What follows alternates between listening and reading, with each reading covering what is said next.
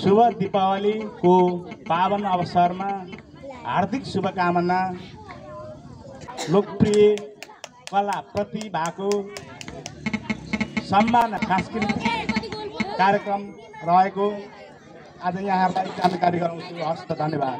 हाम्रो अग्रज व्यक्ति हाम्रो वडा अध्यक्ष पाण्डा प्राज्यूलाई धन्यवाद भन्न चाहन्छु। रौतामाई वडा नम्बर 5 का वडा अध्यक्षज्यू, यस बजारका बुद्धिजीवी समाजसेवी व्यक्तित्वहरू र आमा बुबा दिदीबहिनी दाजुभाइ सम्पूर्णलाई म सरोज अर्पण राईको नमस्कार।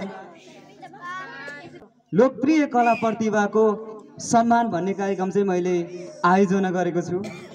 यो कार्यक्रममा चाहिँ विभिन्न ठाउँमा लुकेको कला प्रतिभाहरूलाई प्रस्तुत गरी भोलि कुनै पनि प्लेटफर्ममा लिएर जानु चाहेको छु र आज मैले यस कार्यक्रममा यसरी विभिन्न ठाउँमा लुकेको कला प्रतिभाहरूलाई प्रस्तुत गर्ने अवसर दिँदा अनि यो रमाइलो कार्यक्रम राखिरहँदा तपाईहरूले हौसलाको साथ कुनै सहयोग गर्नुभयो भने चाहिँ त्यो सहयोगले चाहिँ बिरामी, अशक्त, अपाङ्ग, दुखी पीडितहरूलाई सहयोग गर्ने अभियान स्वरूपको कार्यक्रम जोडेको छु।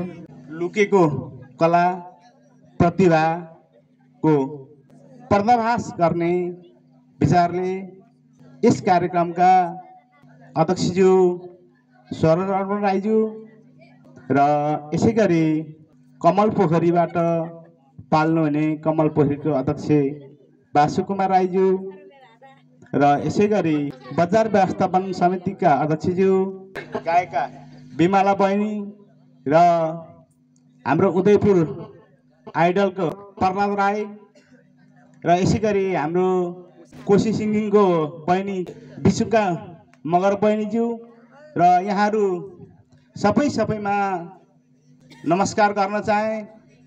सङ्गीत भनेको चिज, सङ्गीतले सुसाइरहेको नदी पनि केही मिनेट रहन्छन् र कुनै पनि भिरबाट हाम फालिरहेको मृग पनि सङ्गीत गुन्जिरहँदाखेरि त्यो मृग पनि केही मिनेट रहन्छ अरे।